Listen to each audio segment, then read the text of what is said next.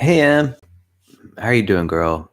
So today is the 18th of June, 2019. And boy, I tell you, this season has been kind of cool lately. Cool as in cold, cool as in wet, as in, gray. And I mean, June gloom is definitely in full effect. I, I, uh, I move throughout the day, and I have been for like the last few weeks, and it's just I'm hoping that summer will come along. I've got my fingers crossed, and I'm just waiting for the summertime to come. I have a feeling that summertime is not going to show up until next month. I know it's already June, and I know your birthday is the 21st of June, and that is the summer solstice, and the longest day of the year, where the most of the sun's sunshine is like on our part of the planet, you know, and it is so intriguing to me that it's so cool still. I think this happened last year. I was checking my gas bill from last year, and I was noting that um, it was about as cold last year as it is this year. And June gloom is right. There's something about it. I'm not sure what's going on with the weather patterns or what, but this, despite the long days, despite all of the sun's radiation really falling on this part of the planet and doing so on a consistent basis, it's still kind of chilly. It makes me wonder if what's really happening has to do with the weather patterns. I have a feeling there are some weather patterns out there that are intractable in the sense that they're hard to change. When this planet is cooling down and the winds are blowing and over the surface of the planet, it just takes time for the sun to do its work. The planet's kind of cold and the sun's got to heat it up, and it just takes time for the sun to do it. It's interesting how there's this continual struggle between cold and hot, and how it's great that the planet Earth is in the Goldilocks region of the solar system, where our planet gets moderate heating from the sun, heating enough for us to live on this planet. Um but it's kind of funny. It's sort of like, it's great when it's hot, but sometimes it can get too hot and that can be a problem. It's also great when it's cool, but sometimes it can get too cool and that can be a problem too. I kind of wish that every day was like 75 degrees Fahrenheit, all day, every day, 75 degrees. And that the nights were mild, the nights were maybe 50 degrees every day. I wish there was like total consistency. There's just all this change when it comes to weather. And it's kind of interesting how so many things are dependent on it. It's kind of funny too, because I really just don't have a clue when it comes to all the dependencies on weather. There are probably animals out there that, like, maybe they're cold-blooded animals like lizards and such, and they need the sun in order to escape their burrows and go hunting for food. And if it doesn't get warm enough, then they just don't spend any time outside their burrows, and they can't hunt as long, and they can't find as much food as they would otherwise. And so they're stuck in their burrows. But I'm sure there's a equal number of animals where they need the cold in order for their prey to show up. And I could imagine that they're just we live in this ecosystem where plants and animals are sort of on these timers, and they've got these clocks, and they've got only so much time to do the stuff that they need to do at whatever temperature it happens to be. And somehow it works itself out, but I have a feeling that it's never ideal. The weather, nobody can be satisfied fully by the weather. I don't know. I wish it were the case.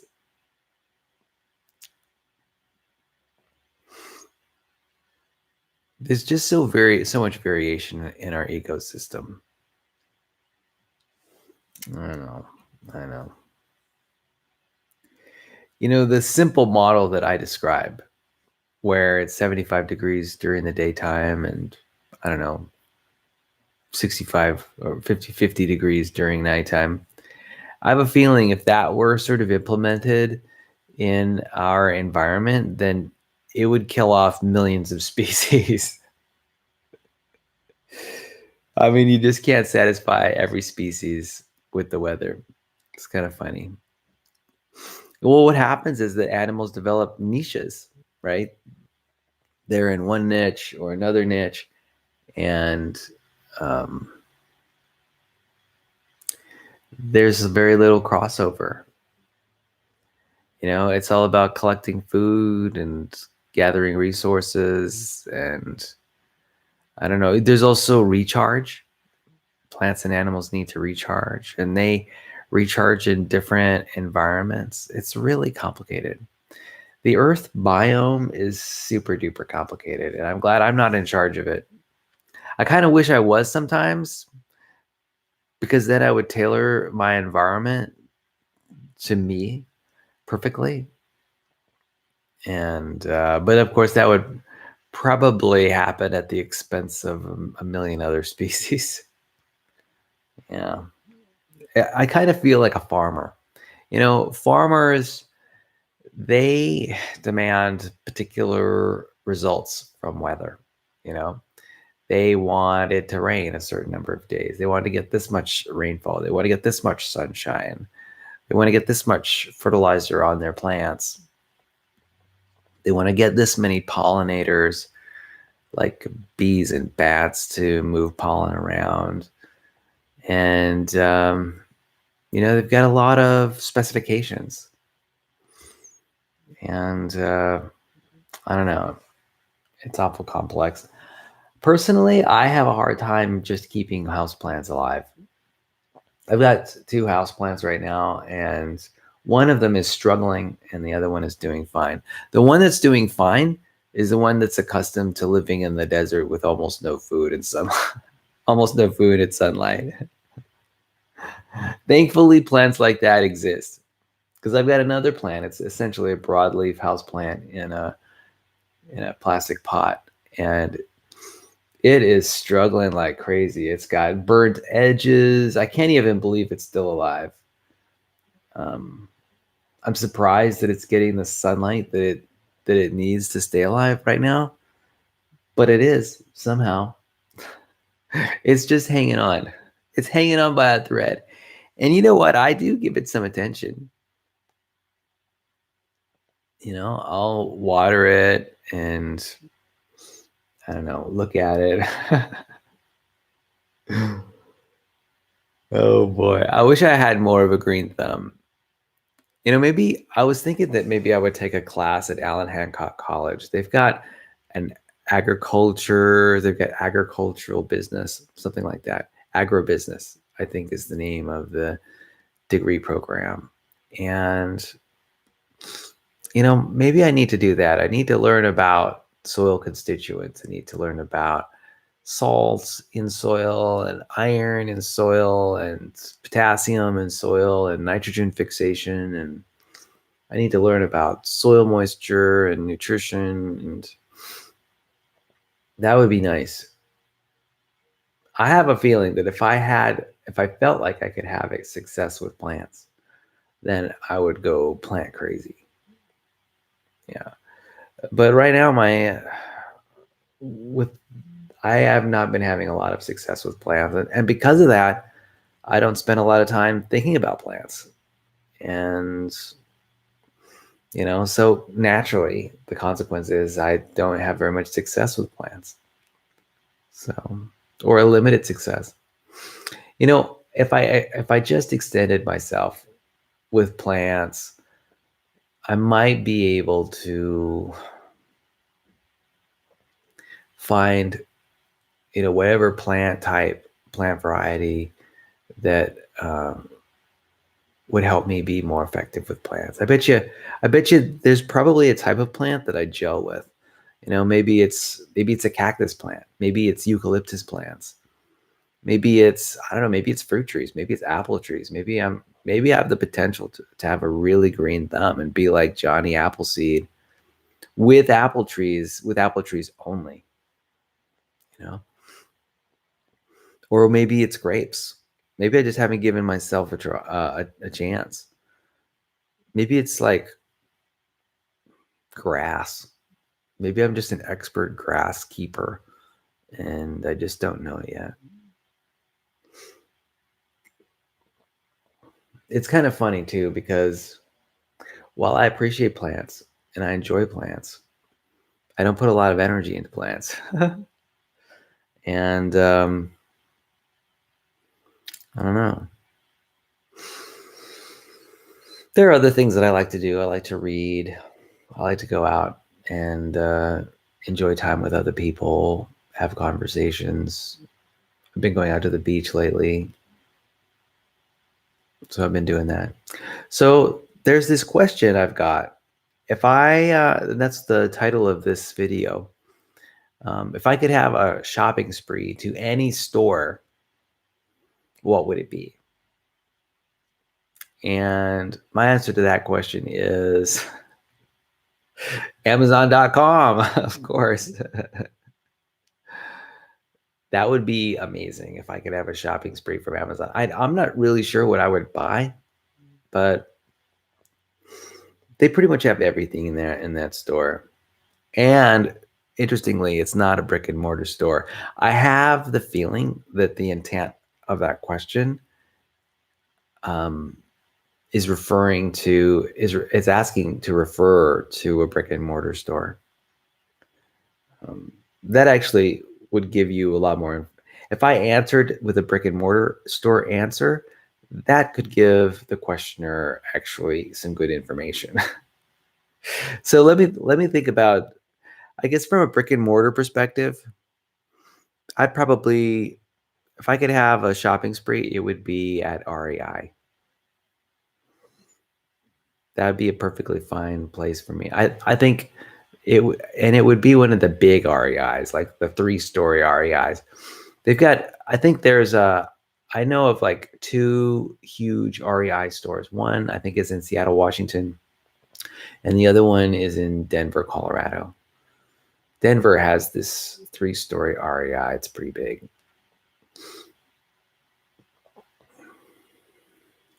So why would I choose REI? Well, REI would be helpful in helping me get some sporting equipment. Sporting equipment can be very expensive. Like I was just checking the price on some electric bicycles. We're talking $2,000, $3,000, $4,000 for that. That's a lot of money for a bicycle. And then I was thinking about doing some stand-up paddleboard. And I went to check out the prices there, and at the low end, it's like $1,000, maybe $1,500 would be at the low end, and then the price just climbs from that base. It goes $2,000, $3,000, $4,000 for stand-up paddleboard, and then I don't know. There's this athleisure trend that's going on in women's clothing, and I think I don't necessarily see it in men's clothing, but I know that I would not have any problem wearing the wardrobe that's available at REI if I had wanted to. I mean, I could pretty much wear any pieces of clothing in there. I often have discoveries of clothing inside the REI that I'm that I think really look really good. So from a fashion standpoint, from a stylishness standpoint, I wouldn't mind having a shopping spree at REI for clothing. That'd be pretty good. What I have found too is that I am impressed by women's clothing at REI. It looks really good. It's really cute stuff. Men's clothing, I don't know. It's kind of there's something about men's clothing which is kind of dull for some reason. I don't know, it's not as stylized. Why that is, I'm not sure. I mean, there is no technical reason why men's clothing isn't as stylish. It's not like there's a problem with the sewing machines or the fabrics that men wear because we wear the same fabrics. We may wear different patterns. It's kind of interesting, this whole masculine and feminine dichotomy and how it subtly controls what people wear and how they wear it. It controls things like what people do in their spare time, and it's sure is an interesting meme. It's kind of interesting how society sort of divvies up responsibilities and styles and ways of living by gender alone. Thankfully, I think that those rules are breaking down right now, and there's a lot of people moving in between gender identities right now, and I'm really pleased for it because I think everybody could use just a little bit more freedom when it comes to culture and how they're viewed by culture and what possibilities are out there. I think it's important to break down barriers when it comes to problems like that. In the past, there was this just a polar notion of gender identity. It was either one or the other. And it was really restrictive. In fact, I remember seeing a preview to a television show. I guess it was about a woman who lived, I don't know, 200 years ago, 150 years ago in England. And the crux of this story, this program, the show, at least for this episode of the show, was that she was going to go collect rent. And the idea was that in common polite society at the time, the only people who collected rent were men and not women. And so the story was just about her sort of moving into, a new task, a new activity that just wasn't sanctioned by society. And that holds lessons for us today. I think it's important for us to acknowledge how far we've all come, particularly when it comes to questions about gender identity. We've come very far in a very short amount of time. And so we're all learning what the new rules are, all of us, because the rules are continuously changing.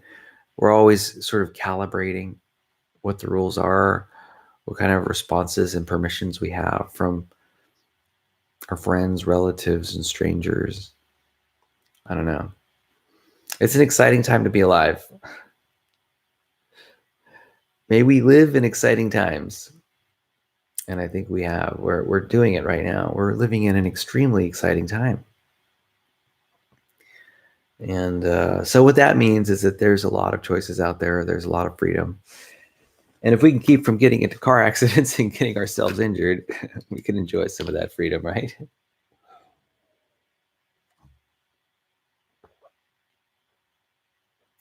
That may be a little harsh. I guess what I'm suggesting is so long as we keep ourselves safe,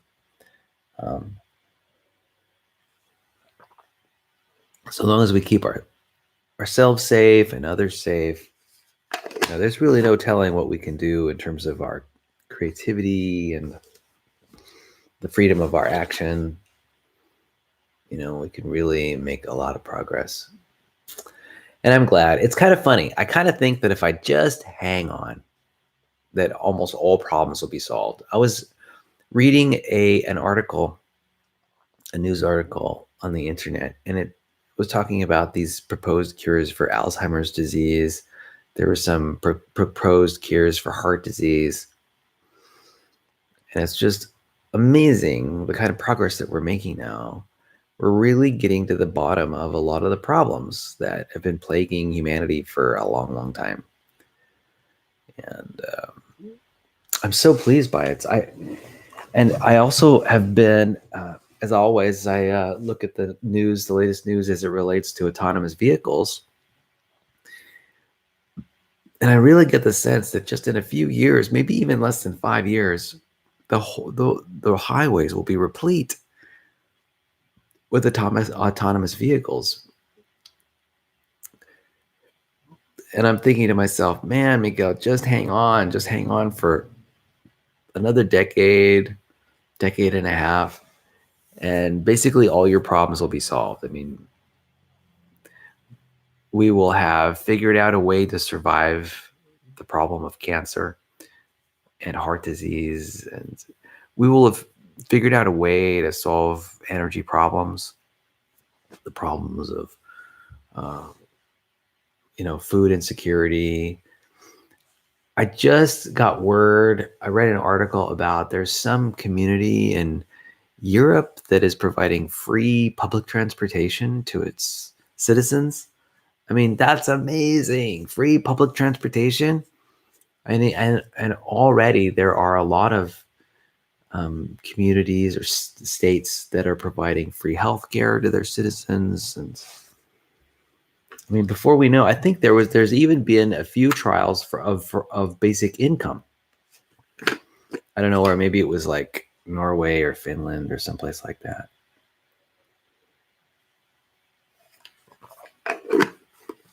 So it's amazing. We're almost there. I think there's been cities that are providing like free Wi-Fi, free internet access, entire cities. And so I really have this sense that if I just hang on for another 10, 15 years, pretty much all the diseases will be wiped out. We'll have like this human longevity pill, which will increase our lifespan.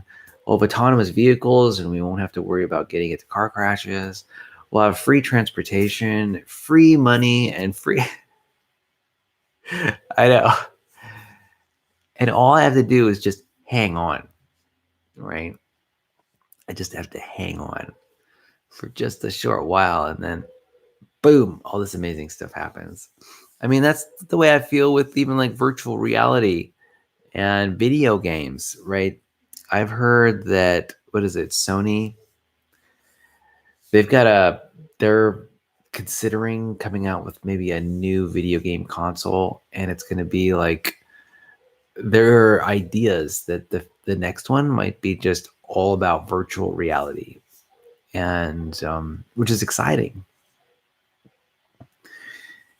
And I can imagine how fun it might be to play virtual reality games all the time that are of very high quality, where I can like truly escape into another world, where it's almost like a seamless transition, and I can live literally the life of my dreams in a virtual reality environment.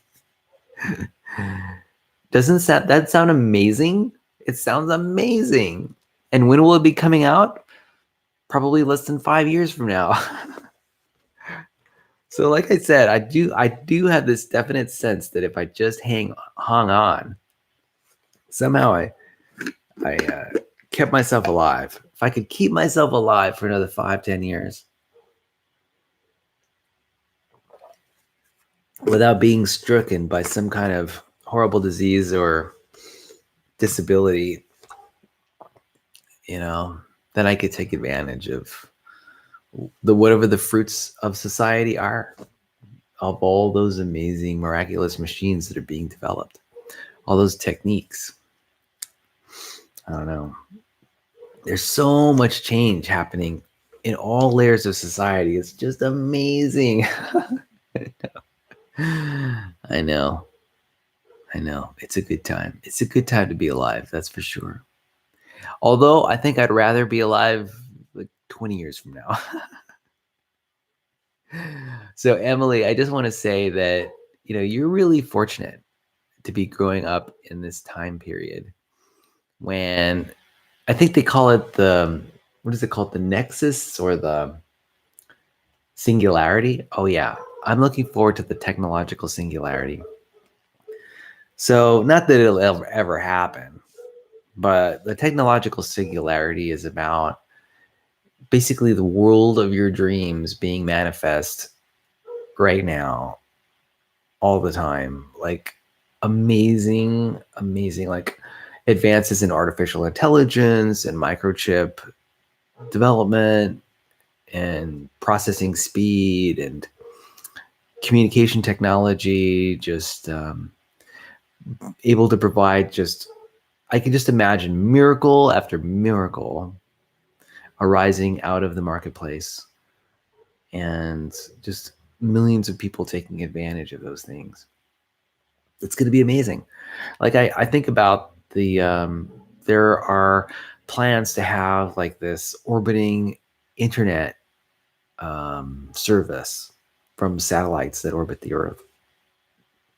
I think SpaceX is pulling something together called Starlink. Who knows whether it's going to go anywhere, but I love the idea of having an internet that's available from satellites that are orbiting the Earth. I mean, that's pretty amazing. And what that means is that this Internet of Things, IoT idea, might really come to fruition, where everything's connected to the internet, and we're basically able to get any information about anything we want anytime we want it. I mean, the other day I was lamenting about how my iPad Pro doesn't have a connection to the cellular service. It's got Wi-Fi. And I was thinking about how limited my iPad Pro is in utility because of that. And I must admit that to some extent, I regret it not getting cellular service for my iPad Pro, my Apple tablet computer. It would have cost, say, an extra 10, 20 bucks a month. And I don't know. Sometimes it's hard to judge how useful something will be. What truly is the utility of having always on internet connectivity? I mean, I love having it in my cell phone. This is a wonderful device here that brings me closer to the world. This is essentially a mini iPad Pro anyway. And the great thing is that I can tether this smartphone to my tablet computer. And so with that tethering capability, I essentially do have 24/7 access to the internet with my tablet computer, which is amazing. I don't know. We'll see how it all turns out, right? I fully expect to live for another 40 years. Easily, well, maybe 30 years. I'm basically 50 years old right now, and so I can see myself living till 80, so maybe 30 years.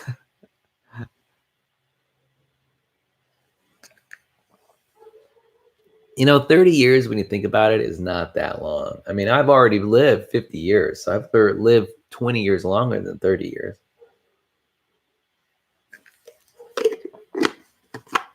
I don't know. Let me tell you what. The number one convenience or change that I really want to happen more than any other convenience or change is autonomous vehicles. The most hazardous thing that I do every day is hop in my car and drive to work, and then drive home, and then drive to get groceries. It's this driving stuff that's a big problem. If there's anything that's going to kill me or maim me or anything like that or injure me, it's going to be involving cars. Somehow, some form of, or maybe I should just say transportation. It's going to be in a bus or a plane or a train or a boat or a skateboard or something like that, or a car or a truck. You know, that's what's going to take me probably. You know, and it's a shame. The transportation, something so necessary to get along in our world. I mean, our cities are built around roads and cars and buses and trucks. You know, that's how cities are built. That's the mode of transportation. That's how it's through these conveyances with which we live our lives. That's how we get things done. And I guess theoretically, I could figure out a way around that. You know, do a lot of walking. I don't know. I think it might be too hard. Maybe bicycle riding, I think in my mind is even a more risky scenario, because at least in a car, you've got sort of a metal cage that surrounds you. You've got airbags and seat belts and things like that. With a bicycle, you have no such protection. You're just kind of out there free, and you're using balance to keep you vertical. You're using the moment of inertia of the wheels of your bicycle to keep you vertical. Oh man.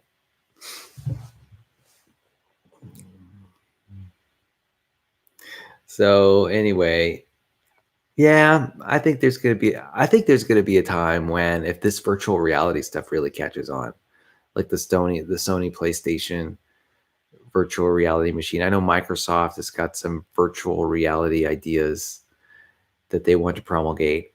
If virtual, in fact, you know what? If virtual reality steps up and I can end up basically doing everything um, in a virtual reality context, and I don't have to leave my home. Okay, I'll take that in exchange for autonomous vehicles. Absolutely. So maybe it's a race between which technology is going to dominate the landscape first. Is it going to be autonomous vehicles, or is it going to be virtual reality machines?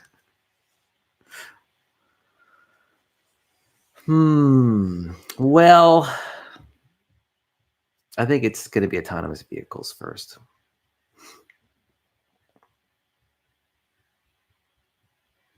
There's got to be, I don't know. I have a feeling that virtual reality is going to be harder to just sort of turn into some kind, because it's more complex. Virtual reality is about just creating a whole new reality. It's about creating whole new environments, and that's an infinitely complex task. Whereas an autonomous vehicle and getting that from point A to point B, well, we can pretty much already do that anyway. And we just need to perfect the computers and like the GPS systems and the LiDAR systems to make it happen, and just integrate, that with artificial intelligence, and we're good to go. It's actually it is a considerably less difficult challenge just to get something from point A to point B than it is to create an entire reality system, like a virtual reality system. That is a lot harder problem. With an autonomous vehicle, you just need sensors that can detect reality as it is. Whereas virtual reality, you're sort of not, there are no sensors. I mean, there are sensors, of course, but really it's just mathematical computation that simulates everything there is in the universe. That's definitely a tougher problem. Oh boy. What an amazing thing to live in the world today. I hope you have a real keen sense about how amazing life is right now. You know, compared to what it was 20, 30 years ago. I mean, I can tell you, I lived 20, 30 years ago, and I can tell you things are a lot better now than they were back then. For example, there was a time when there were no ATM machines. Imagine, I mean, this is a world 20, 30 years ago, the world was even more cash based than it is today. Today, it's electronic money, right? It's all about debit cards and credit cards. But 20, 30 years ago, a lot of things, most things were cash. And back then, getting cash was more difficult. You had to go to the bank, you had to write checks. Um, those things slow you down. There were no ATMs back then. I mean, it was tough.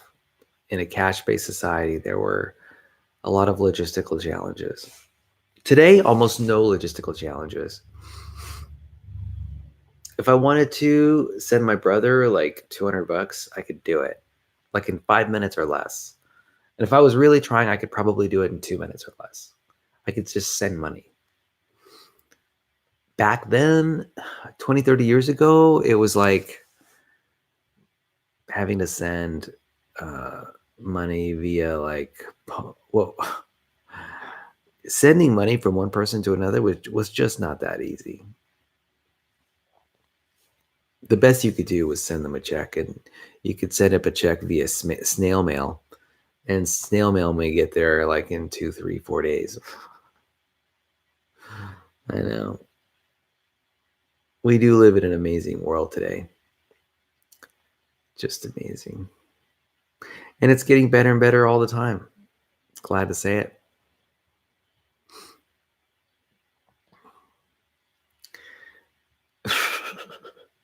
Anyway, I think I'm going to wrap things up.